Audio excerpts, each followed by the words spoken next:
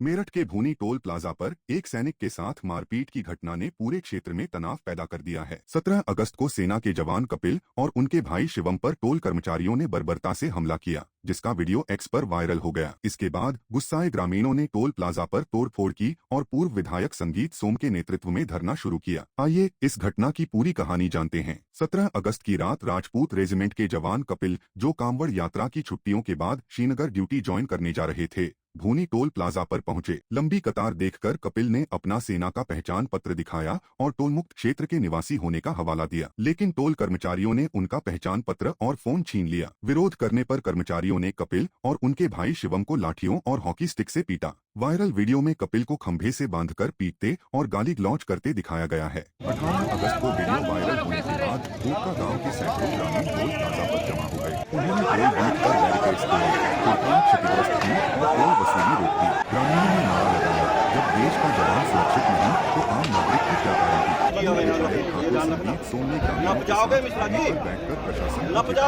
Police ने कपिल की शिकायत पर एफआईआर दर्ज की और वायरल वीडियो व सीसीटीवी फुटेज के आधार पर 4 टोल कर्मचारियों को गिरफ्तार किया। एसपी देहात राकेश कुमार मिश्रा ने कहा, अन्य आरोपियों की तलाश जारी है। क्षेत्र में अतिरिक्त पुलिस बल तैनात है। ये भूनी टोल प्लाजा थाना सरूरपुर क्षेत्र में स्थित है। यहाँ से कल थाना सरूरपुर क्षेत्र के गोटका गांव के निवासी एक भारतीय सेना में कार्यरत जवान जो यहाँ से कल गुजर रहे थे, उनको छुट्टी पे बिताने के पश्चात वो वापस जा रहे थे। उनको निकलने की जल्दी थी, फ्लाइट थी, तो उन्होंने टोल कर्मियों से इस संदर्भ में बातचीत किया। इस बात को लेकर टोल कर्मियों से उनका वाद विवाद हुआ। टोल कर्मियों ने उनकी पिटाई कर दी। इस प्रकरण की गंभीरता को, संवेदनशीलता को दृष्टिगत रखते हुए तत्काल थाना सरूरपुर पे मुकदमा गंभीर धाराओं में दर्ज किया गया और पुलिस ने त्वरित कार्यवाही करते हुए अब तक इसमें शामिल जो लोग रहे हैं, सीसीटीवी फुटेज और वीडियो के आधार पर उनमें 6 लोगों की गिरफ्तारी सुनिश्चित कर लिया है। उनके परिजनों से संपर्क में हैं और वो लोग संतुष्ट हैं। यहाँ आज उनके गांव के कुछ लोग और आसपास के ग्रामीण, जिनको यहाँ जो टोल जिस तरीके से संचालित होता है और जो उसके नियम है उन पे कुछ आपत्ति है, उसको लेकर वो लोग यहाँ पे आक्रोशित हुए। मैं और कुछ क्षेत्राधिकारी और पुलिस बल एसएचओ यहाँ पे उपस्थित हैं और प्रशासनिक अधिकारी मजिस्ट्रेट भी उपस्थित हैं। उनसे वार्ता की जा रही है और शीघ्र ही इस मामले का पटाक्षेप किया जाएगा। हालांकि ग्रामीण टोल प्रबंधन की बर्खास्तगी की मांग पर अड़े हैं। यह घटना न केवल सैनिकों के सम्मान पर सवाल उठाती है, बल्कि टोल प्रबंधन की कार्यशैली पर भी गंभीर सवाल खड़े करती है।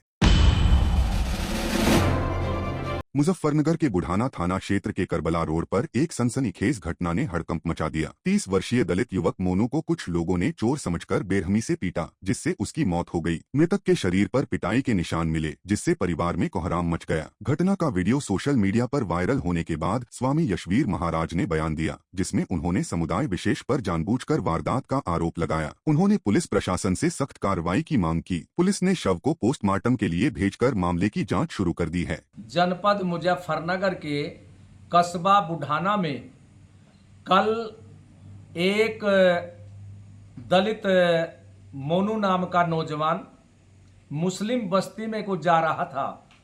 मुसलमानों ने उसको पकड़ करके चोर चोर की आवाज लगा करके पीट पीट करके मार दिया। और मैं पुलिस प्रशासन से कहना चाहता हूं कि ये बड़ी दर्दनाक घटना है और ये योजनाबद्ध तरीके से किया गया, जिससे कि कोई भी हिंदू भविष्य में मुस्लिम बस्ती में को न जा सके। तो इसलिए पुलिस प्रशासन से मेरा कहना है कि इनको जो वीडियो में दिख रहे हैं, सबको पकड़ करके गंभीर धाराएं लगे और जिसमें आजीवन कारावास और फांसी तक की सजा हो या इनका एनकाउंटर हो। आज सुबह थाना बुढ़ाना क्षेत्रांतर्गत एक सूचना प्राप्त हुई कि कस्बा बुढ़ाना के रहने वाले मोनू पुत्र जगदीश, उनकी संदिग्ध परिस्थितियों में मृत्यु हो गई है। तत्काल इसमें मेरे द्वारा, सीओ बुढ़ाना द्वारा, एसएचओ बुढ़ाना द्वारा, पूरी टीम द्वारा जो है मौका मुआयना किया गया। मोनू जो मृतक है उसके शरीर पर कुछ चोट के निशान थे। तत्काल जो है उसको बॉडी को जो है पोस्टमार्टम हेतु भिजवाया गया। पंचायतनामा की इसमें कार्रवाई की गई है और इसमें जो है तहरीर प्राप्त कर सुसंगत धाराओं में अभियोग पंजीकृत किया जाएगा और जो भी इसमें जांच में पता आएगा, इसमें सख्त विधिक कार्रवाई इसमें की जाएगी। मुजफ्फरनगर के थाना खालापार पुलिस ने ऑपरेशन सवेरा के तहत बड़ी कार्रवाई की। बरेली निवासी 2 शातिर तस्करों कफील उर्फ कामरान और मेहरबान को गिरफ्तार किया गया। इनके कब्जे से 152 ग्राम स्मैक, जिसकी कीमत लगभग 30 लाख रुपए है, 2 मोबाइल फोन और 1 इलेक्ट्रॉनिक कांटा बरामद हुआ। एसपी सिटी सत्यनारायण प्रजापत के अनुसार दोनों का आपराधिक इतिहास रहा है और ये अवैध मादक पदार्थों की तस्करी कर ऊंचे दामों पर बेचते थे। इस कार्रवाई ने नशे के कारोबार को बड़ा झटका दिया है। पुलिस ने मुकदमा दर्ज कर आगे की कार्रवाई शुरू कर दी है। महानिरीक्षक सहारनपुर महोदय के निर्देशानुसार जनपद मुजफ्फरनगर में जो नशे का व्यापार करने वाले जो स्मगलर्स हैं या पेडलर्स हैं, उनके विरुद्ध एक अभियान चलाया जा रहा है। इसमें आज थाना खालापार पुलिस को सफलता प्राप्त हुई है और आज सुबह अर्ली मॉर्निंग चेकिंग में 2 अभियुक्तों को गिरफ्तार किया गया है, जिनके कब्जे से 152 ग्राम स्मैक की बरामदगी की गई है। और ये दोनों अभियुक्त जो है वो जनपद बरेली के फतेहगंज पश्चिमी के रहने वाले हैं। यहाँ पे ये एक व्यक्ति को अपना कंसाइनमेंट देने आए थे। अभी तक इन्होंने प्रारंभिक पूछताछ में उसका नाम सही नहीं बताया, लेकिन पुलिस जो है वो इनके मोबाइल रिकॉर्ड्स के आधार पर उसको ट्रेस करने का प्रयास करेगी। इन दोनों अभियुक्तों के कब्जे से जो रिकवरी की गई है, इसकी एनसीबी के अकॉर्डिंग जो रेट है वो लगभग 30 लाख है, लेकिन इसकी मार्केट में 1 करोड़ से ऊपर की इसकी कीमत है। और इन दोनों अभियुक्तों को इनकी बरामदगी के साथ माननीय न्यायालय के समक्ष प्रस्तुत किया जा रहा है।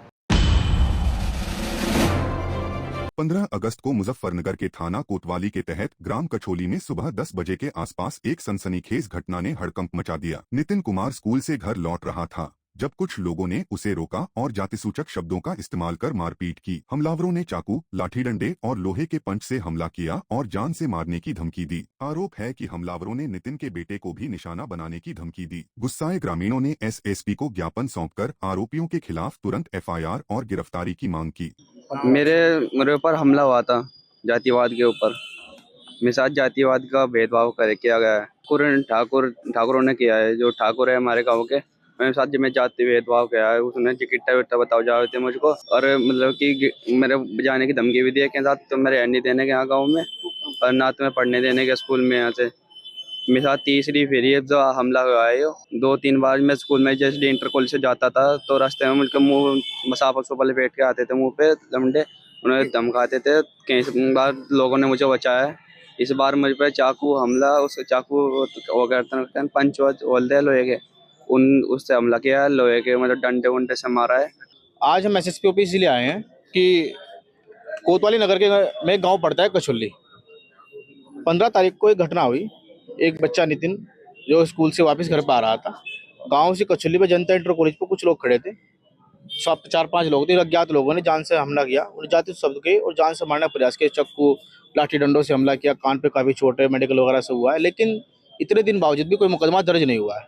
आज हम लोग यहाँ पर पहुंचे हैं पीड़ित को साथ लेकर। पीड़ित की मम्मी मेरे साथ है, भाई साथ है, सब लोग साथ हैं। कि हमने एसएसपी साहब से वार्तालाप की है कि इन्हें मुकदमा लिखा जाए। एसएसपी साहब ने भी बोला है कि कोतवाली जाए, अभी मुकदमा लिखा जाएगा।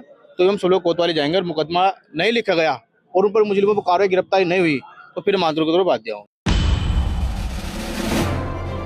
मुजफ्फरनगर के जिला कलेक्ट्रेट पर पंचायत सहायकों ने जोरदार प्रदर्शन किया। उन्होंने मुख्य विकास अधिकारी के नाम ज्ञापन सौंपकर अल्प मानदेय और अतिरिक्त कार्यभार के खिलाफ आवाज उठाई। सहायकों ने मांग की कि कृषि विभाग के कार्यों को बिना वजह थोपना बंद हो, साथ ही प्राइवेट कर्मचारियों की तरह पीएफ, ईएसआई और बीमा लाभ मिले। उन्होंने मानदेय को ग्राम निधि से हटाकर राज्य पोषित करने और बैंक खातों में जमा करने की मांग की। इसके अलावा उत्तर प्रदेश न्यूनतम मजदूरी अधिनियम के तहत कुशल मजदूरी की मांग भी उठाई। पंचायत सहायकों ने शोषण के खिलाफ न्याय की गुहार लगाई। ये हमारे जो कृषि विभाग होते हैं ना, वे सचिव को बोलते हैं कि करने के लिए, पर हम कर नहीं सकते, वे हमें बोलते हैं। ऊपर से हमें प्रेशर आता है कि आपको करना ही होता है, वरना आपका मानदेय नहीं आएगा। अब मानदेय के लिए तो हम कार्य कर रहे हैं, पर मानदेय भी हमारा कब आता है? 3-4 महीने बाद हमारा मानदेय आता है। जब हमें इसकी जरूरत पड़ती है, जब तो हमें मिल नहीं पाता। अब बताओ फिर कैसे करें? मानदेय हमारा 6000 रुपए है। 6000 रुपए में क्या हो रहा है बताओ? 200 रुपए पर डे का दिन है। 200 रुपए तो कोई वैसे भी नहीं कमाता। मजदूरी भी करेगा तो वो भी 500 रुपए करेगा। हम ये है कि हमारा मानदेय बढ़ा दिया जाए और हम क्रॉप सर्वे नहीं कर सकते। मामला ये है कि जो पटवारी का क्रॉप सर्वे करवा रहे थे वो पंचायत सहायक को सौंपा जा रहा है, जो कि जो काम लेखपाल का है, लेखपाल ने मना कर दिया साफ। ये हमारे विभाग का कार्य नहीं है। हमारे विभाग का कार्य है, पंचायत राज विभाग का कार्य है। हम उसके लिए करने के लिए तैयार है। और आप ये बताइए, कोई सुरक्षा नहीं, कुछ नहीं, तो हम कैसे करें क्रॉप सर्वे? हम तो इसका बहिष्कार करते हैं। लेडीज कैसे करेंगे ये बताइए? ये लड़के आए जंगल जाएंगी, इनके साथ कोई दुर्घटना होती है, इसका जिम्मेदार कौन सा विभाग होगा। मांग करते हैं हमें ये क्रॉप सर्वे नहीं करना है, हम इसका मानदेय बढ़ोतरी के लिए आए हैं अपनी। मुजफ्फरनगर के सदर बाजार में 17 अगस्त की रात ब्रिज सीमेंट दुकान पर गुंडों ने हंगामा मचाया। ग्राहक से मारपीट के बाद दुकान मालिक विशु त्यागी और व्यापारी आशीष जैन ने बीच बचाव की कोशिश की, लेकिन गुंडों ने उन पर हमला कर दिया, जिसमें आशीष घायल हो गए। हमलावरों की पहचान भी कर ली गई है, जिन्हें पकड़कर पुलिस को सौंपा गया था, लेकिन रात में आरोपियों को थाने से छोड़ दिया गया, जिससे व्यापारी भड़क गए। 18 अगस्त को व्यापारी नेता शलभ गुप्ता के नेतृत्व में सैकड़ों व्यापारियों ने एसपी क्राइम से मिलकर तहरीर और सीसीटीवी फुटेज सौंपी, जिसके बाद व्यापारियों को कार्रवाई का भरोसा दिया गया। मुजफ्फरनगर के निराना में भीम आर्मी के राष्ट्रीय अध्यक्ष विनय रतन का ग्रामीणों ने जोरदार स्वागत किया। उन्होंने बीजेपी और आरएसएस पर निशाना साधते हुए कहा कि आजादी में आरएसएस का कोई योगदान नहीं था। पीएम मोदी ने लाल किले से आरएसएस की तारीफ कर स्वतंत्रता सेनानियों का अपमान किया। विनय रतन ने वक्फ बिल और वोट चोरी की साजिश का भी विरोध किया। आजाद समाज पार्टी के चंद्रशेखर आजाद ने हर बूथ पर 4 बैरियर लगाकर वोट चोरी रोकने की घोषणा की। ग्रामीणों ने भीम आर्मी की सदस्यता ली और संगठन को मजबूत करने का संकल्प लिया। भाई जनसभा तो नहीं कह सकते, परिवार के लोगों से मिलने आया था। यहाँ परिवार में एक जन्मदिन था डॉक्टर साहब का यहाँ, और डॉक्टर साहब पार्टी के मजबूत कार्यकर्ता भी बने हैं वैसे तो। अब आया तो देखा भाई पूरा परिवार यहाँ इकट्ठा हो गया। अब हम लोगों का फर्ज है जब अन्याय बढ़ रहा हो तो अपने लोगों को समझाना और समझा करके सही दिशा की ओर लेकर चलना, क्योंकि हमें इस देश के अंदर से वोट बैंक का एक जरिया समझ लिया गया है कि हमारा वोट बैंक लेते रहो और बात खत्म, हम मरे जिए किसी को कोई फर्क नहीं पड़ता है। ठीक, अब हम अपनी व्यवस्था खुद खड़ी करेंगे। ठीक है, हम धीरे धीरे यहाँ बहुजन समाज के लोग मिल रहे हैं, लगातार बढ़ रहे हैं, मुस्लिम साथ हैं, दलित साथ है, पिछड़े साथ है, अल्पसंख्यक वर्ग समाज साथ है, तो हम अब जवाब मांगेंगे। भाई जो गलत हमारे साथ होता है, हमारे साथ ही गलत क्यों होता है, और हमारे साथ गलत होने पर नेता चुप क्यों रहते हैं, सरकार मौन क्यों रहती है, ये बड़ा सवाल है। ठीक, देश की आजादी से लेकर के हर चीज में हमारा पूरा योगदान है। आज भी हम सब लोग टैक्स देते हैं, सारे काम करते हैं, लेकिन फिर भी अन्य अत्याचार हमारे साथ होता है। जैसे आपने अलीगढ़ देखा कैसी घटना घटित हुई। आज गांव में राष्ट्रीय अध्यक्ष भीम आर्मी के विनय रतन जी आए थे और मैं उनका एक छोटा सा कार्य करता हूं, तो उन्होंने अपनी आज गांव में आके निराना में अपनी बात रखी और अपनी नीतियों को रखा। मुझे बड़ा अच्छा लगा, गांव वालों को बड़ा अच्छा लगा, और मैं चाहता हूं कि आने वाले भविष्य में ऐसे ही रहे जैसे आज था। उन्होंने बहुत अच्छी अपनी बातों को रखा, बहुत सारी बातें सिखाई, लोगों को इससे सीख मिली। बागपत के बड़ौत नगर में मूसलधार बारिश ने जनजीवन अस्त व्यस्त कर दिया। Gandhi road, Jain college market, डाकखाना रोड और कोताना रोड पर कई फीट पानी भर गया, जो दुकानों और मकानों तक पहुंचा। सड़कें तालाब बन गईं, दोपहिया वाहन डूबे और लोग कमर तक पानी में चलने को मजबूर हुए। व्यापारियों का सामान खराब हुआ, जबकि नगरवासियों ने नगर पालिका की लापरवाही पर सवाल उठाए। नालों की सफाई न होने से जल निकासी फेल हो गई। लोग स्थायी समाधान और तत्काल राहत की मांग कर रहे हैं। मध्य प्रदेश की पूर्व मुख्यमंत्री उमा भारती ने आईएनएस से कई मुद्दों पर बात की है। उमा भारती ने कहा कि कल आंवला में रानी अवंतीबाई की जयंती और अटल बिहारी वाजपेयी की पुण्यतिथि पर एक सम्मेलन था और जन्माष्टमी भी थी। वहां शाहजहांपुर के निवासियों और बरेली के प्रभारी मंत्री सहित कई विधायक और मंत्री मौजूद थे। मैंने सवाल उठाया कि शाहजहांपुर का नाम अभी तक क्यों नहीं बदला गया और सुझाव दिया कि इसे जो भी नाम उचित लगे रखा जाना चाहिए। उमा भारती ने आगे कहा, अखिलेश यादव अगर अपनी करतूतें सही नहीं करेंगे तो लोग उनको छोड़कर जाएंगे। चुनाव आयोग पर राहुल गांधी द्वारा सवाल उठाने पर उमा भारती ने कहा कि यह लोकतंत्र का भारी अपमान है, लेकिन राहुल गांधी जैसे लोग लोकतंत्र का सम्मान करना नहीं जानते हैं, क्योंकि यह लोग अपने आप को ही भगवान समझते हैं। उत्तराखंड सरकार के फैसले पर उमा भारती ने कहा कि हम किसी एक समुदाय को अल्पसंख्यक नहीं कह सकते। जब आप अल्पसंख्यक कहते हैं तो कम संख्या वाला हर समुदाय उस श्रेणी में आ जाएगा। यह वाकई एक बहुत अच्छी पहल है और इसके लिए उत्तराखंड सरकार बधाई की पात्र है। वोटर अधिकार यात्रा पर उमा भारती ने कहा कि राहुल गांधी कांग्रेस पार्टी के नेता हैं तो मैं उनके नेता होने पर आपत्ति नहीं करूंगी, लेकिन उन्हें इमरजेंसी को जरूर याद करना चाहिए। जनता नरेंद्र मोदी के नाम पर बीजेपी को वोट दे रही है। मैं विरोध करने वालों से यही कहूंगी कि तुम्हारी करतूतों की वजह से तुमको जनता वोट नहीं कर रही है।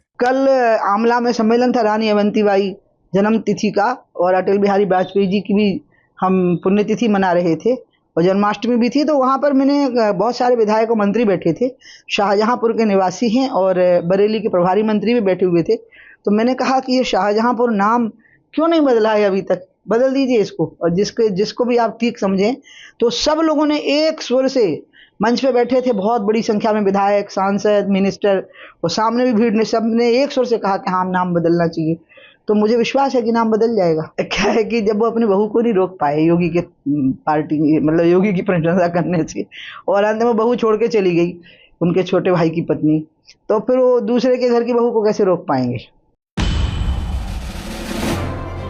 विश्व हिंदू परिषद के राष्ट्रीय प्रवक्ता विनोद बंसल ने वाराणसी में लव जिहाद के ताजा मामले पर तीखी प्रतिक्रिया दी। उन्होंने कहा कि काशी, जो आध्यात्म और ज्ञान की नगरी है, वहां जिहादी तत्व मैट्रिमोनियल साइट्स के जरिए हिंदू लड़कियों को निशाना बना रहे हैं। बंसल ने जिहादी रिजवी के 3 से 4 राज्यों में नेटवर्क और 10 से 15 लड़कियों को धर्मांतरण के लिए फंसाने के दावे का खुलासा किया। उन्होंने सख्त कानून और कठोर कार्रवाई की मांग की ताकि ऐसी गतिविधियां रोकी जा सकें। काशी ज्ञान की नगरी है, आध्यात्म की नगरी है, धर्म की नगरी है। उस धर्म की नगरी को भी अधर्म के मार्ग पर ले जाने वाले जो जिहादी झंगुर जैसे लोग हैं, वो एक राज्य के अंदर एक कठोर कानून और सख्त शासन के बावजूद भी ये लोग बाज नहीं आ रहे। लगातार इस तरह से जो इस्लामिक जिहादी गतिविधियां चला रहे हैं, एक बड़े बड़े अड्डे चला रहे हैं। अभी जो एक जिहादी रिजवी जो पकड़ा गया है, वो मैट्रिमोनियल साइट के माध्यम से 3-4 राज्यों के अंदर उसका नेटवर्क बना रखा था। उसने स्वयं इस बात को कबूल किया है कि मैंने 12 से 15 लड़कियों के साथ में वो लव जिहाद किया और धर्मांतरण करने की कोशिश करी, पैसे ऐंठे, उनके साथ व्यभिचार किया और अनेक प्रकार के क्या क्या पापाचार किए। अभी तो ये जब जब धीरे धीरे खुलासे आएंगे तो सामने आएगा। अभी 3 दिन पहले ही विश्व हिंदू परिषद के कार्यकर्ताओं को पता लगा कि एक बहन के साथ इस तरह का उत्पीड़न का शिकार हो रही है बहन। हमने उस बहन के माध्यम से उनसे पुलिस में रिपोर्ट दर्ज कराई और उस जिहादी रिजवी को वहीं बुला करके काशी के अंदर ही उसको धर दबोचा। Indian internet personality Urfi Javed एक बार फिर सुर्खियों में हैं। इस बार वजह उनका फैशन नहीं बल्कि चेहरे पर लगी चोट है। उर्फी ने इंस्टाग्राम स्टोरी पर तस्वीरें और वीडियो शेयर किए जिनमें उनकी आंख के नीचे खून और सूजन साफ दिख रही है। फैंस में हलचल मच गई, लेकिन उर्फी ने मजाकिया अंदाज में बताया कि यह चोट उनकी पालतू बिल्ली के पंजे से गलती से लगी। उन्होंने स्पष्ट किया कि यह कोई जानबूझकर किया गया हमला नहीं था। उर्फी की बेबाकी और हंसी मजाक ने फिर से फैंस का दिल जीत लिया।